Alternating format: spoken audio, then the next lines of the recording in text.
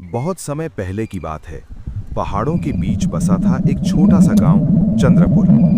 दिन में ये गांव बिल्कुल सामान्य लगता था, लेकिन रात होते ही यहाँ की हवा बदल जाती थी। लोग कहते थे, इस गांव में कुछ ऐसा है जो जागता नहीं, बुलाता है। गांव के बाहर एक पुरानी टूटी फूटी हवेली थी। कोई भी वहां जाने की हिम्मत नहीं करता था। कहा जाता था कि उसी हवेली में छुपी है एक जादुई किताब। राहुल की जिज्ञासा। राहुल गांव का एक निडर लेकिन जिज्ञासु लड़का था। उसे अंधविश्वास पर यकीन नहीं था। एक रात उसने अपने दोस्त अमन से कहा, अगर सच में कोई जादुई किताब है तो मैं उसे ढूंढ कर रहूंगा।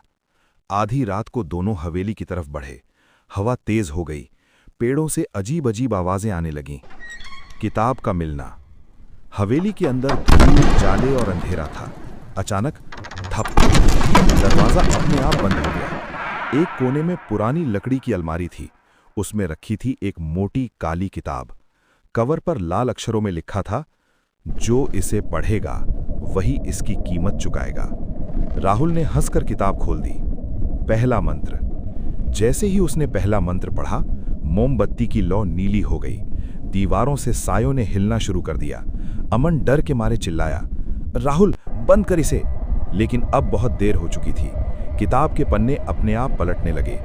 एक आवाज गूंजी, अब ये किताब तुम्हारी है और तुम मेरे। गांव पर असर। अगली सुबह गांव में अजीब घटनाएं होने लगीं। कुएं का पानी लाल हो गया।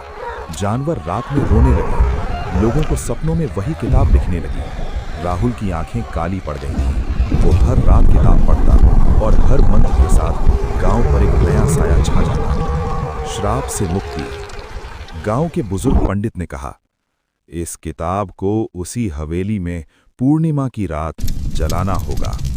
पूर्णिमा की रात। राहुल खुद हवेली पहुंचा। किताब ने आखिरी बार फुसफुसाया, अगर मुझे जलाया तो तुम भी जल जाओगे। राहुल ने आंखें बंद की और किताब को आग में फेंक दिया। अंत या शुरुआत। हवेली जलकर राख हो गई। गांव फिर से सामान्य हो गया। लेकिन आज भी पूर्णिमा की रात, कुछ लोग कहते हैं, हवेली की जगह से एक जली हुई किताब की फुसफुसाहट आती है। मैं अब भी जिंदा